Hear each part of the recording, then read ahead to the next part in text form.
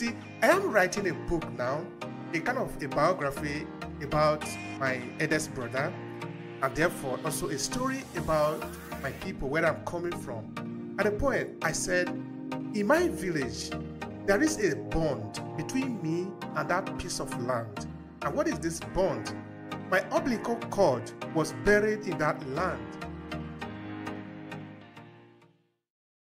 The people who have educated us to hate ourselves are very good in what they are doing, and they like it when we cry.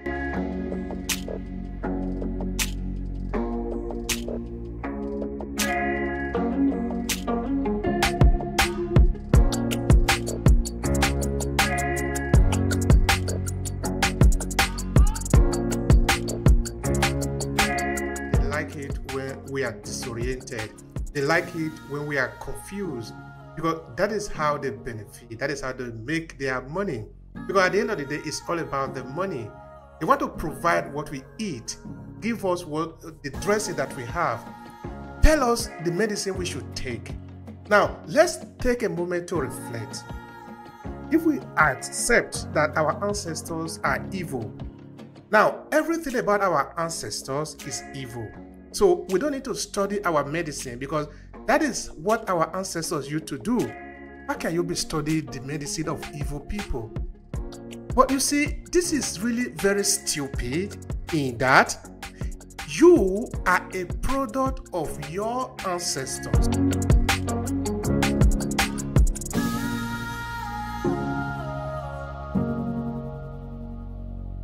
How can your ancestor be evil and you are not evil?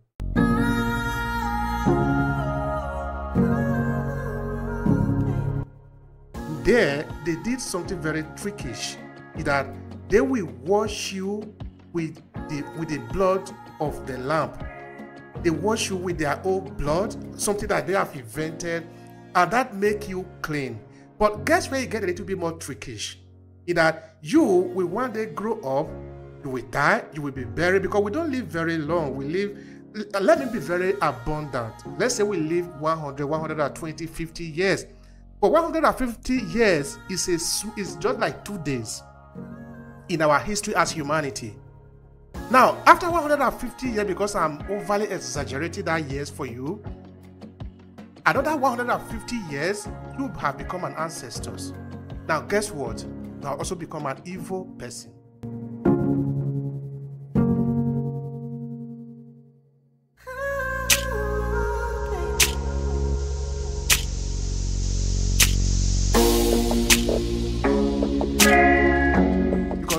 You are saying by your tenet of looking at your ancestors that are evil, that they should also look at you as evil. Otherwise, how are they going to put you? How can they explain honoring you? So this is a trick. We as a people must look for a way to connect to our history.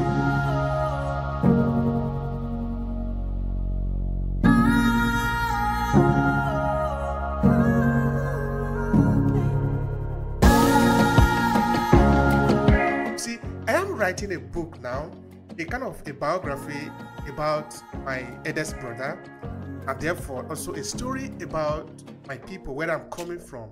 At the point, I said, in my village, there is a bond between me and that piece of land. And what is this bond? My umbilical cord was buried in that land. So I cannot forget that land.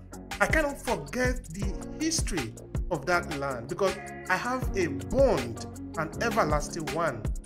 So we as a people must understand that there is somebody who is always trying to stand in the middle between where we are standing and the land. That is between us and the land where we are standing. So they want to take away our feet from the ground so that they can do whatever they like. Because if you don't have a direct connection between you and your source, you are gone.